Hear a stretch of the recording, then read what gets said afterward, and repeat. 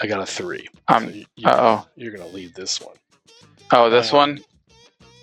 Is this the other one we're talking about? Yeah, let's do it. So, say you're fighting some dark rogue-like creatures who were hiding in the shadows as you're creeping down this hallway. And say you rush up to them and tripped on a trap and almost face planted and then died trying to hit them and failing miserably. Sometimes it just sucks when you roll bad. Sometimes it sucks when you roll bad. And as a player, it just feels, oh shit, I can't do anything. And if we have rules where your like critical failure rules, it just really can pile on. But how do you make it still be fun? Of you're rolling 1s or 5s all night, and how do you make those low rolls into something that's fun and exciting other than just, oh, I miss, right, goodbye, or I fall into a crevice for 1,000 feet, I die. One of the things that I was doing for a Nat 1 for all Nat 1s at the very beginning of our campaign was to make it negatively affect you. Now that's not fair, because you're going to go try to chop a tree down, and let's just say you're going to go pick a lock and you get a Nat 1. For example, Rena jumped on the tree, got a Nat 1, and now he's going to fall all the way down. Boom, boom. That's his turn. Yeah. Was that warranted? Yes. But could it have been played out a little bit better in a more fun fashion? It was you. And you, like, I forgot exactly what you did, but it's like you took all that damage, but you landed in a perfect position or whatever. This is something that I've tried to do, is make those failures into something. Like, I'm trying to do something and, oh no, this is happening. And I like to create comedy in my failures. Yeah, so it's like, how do you have fun with a fail, or how do you have immersion with a fail? We're all about immersion here. Let's talk lore and better in the game, making it more fun. I guess it's like, it's a two. Again, I love saying the two-way street, and it's also more of a highway because other players are also involved. When you role play a fail and the guy fails, I'm a barbarian. I'm going to go punch this door down. Then I fail. Nothing happens. Like, maybe the character, like, role play it out. You're so frustrated. Maybe you rage, even though you're not supposed to. Or the dungeon master, like, echoes are heard throughout the corridor and demons come or whatever. Or, you roll that Nat 1, demons come, you all die. No.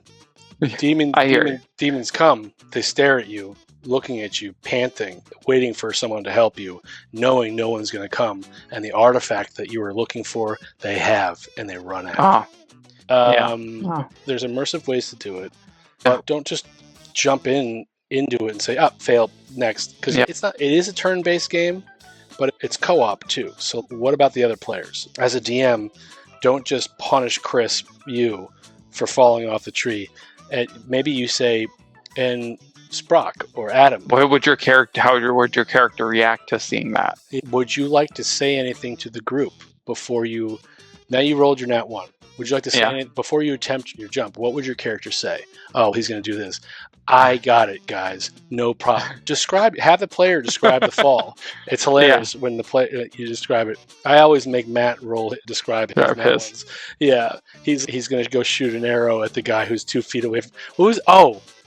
He was in the kitchen and he was going to go kill some lady he thought was a spy, who wasn't, but he was going to NPC kill her, and he had her like this, and then he let loose and rolled a Nat 1, and nothing happened. And I was like, the entire room stares. Describe it, make it fun, make it hilarious. Have other people, give people to chime in, put a break in the action, give everyone. Everyone has a bonus action here to, if they want to, do a little monologue about the Nat 1 that you just witnessed. It's just a moment to have the fun in the conversation. You had like in a previous Let's Talk Lore, you had a wonderful legendary action. The legendary action for the big monologue to have a bonus action. They're just a bonus action whenever they want to monologue a little bit to entice get the crowd, stoke the fire.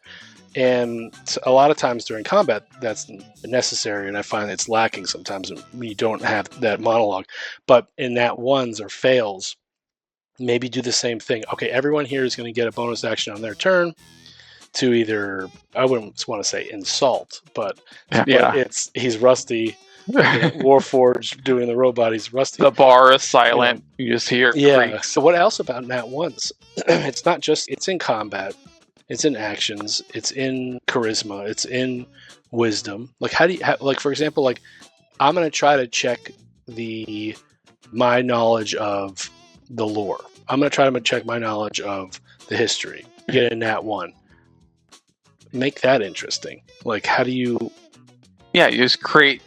It's all opportunities to create something fun, something interesting, create something else. Yeah, or maybe like you can add another mechanic in there. I love mechanics. Yeah. Maybe it's like you do a history check about the vampires, or in our story about the skulls, and you get a Nat 1, and you are convinced that the skulls...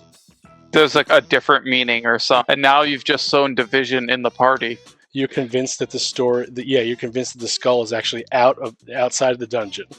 Mm-hmm. For the next 3 turns, you roll your dice. Let the player roll the dice, but the next whatever turns on a D4, you are convinced and are trying to convince the party that the thing is outside, and you have to contest it with your players for convincing them.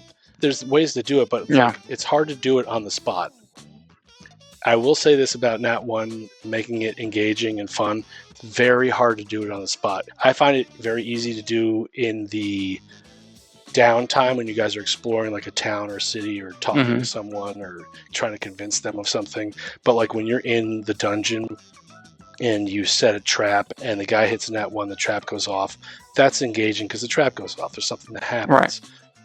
A Nat 1 should have something like that happens. Like when the trap goes off after a Nat 1, everyone now knows, watch out. Yeah. We're going to investigate, which is what happened in the real world.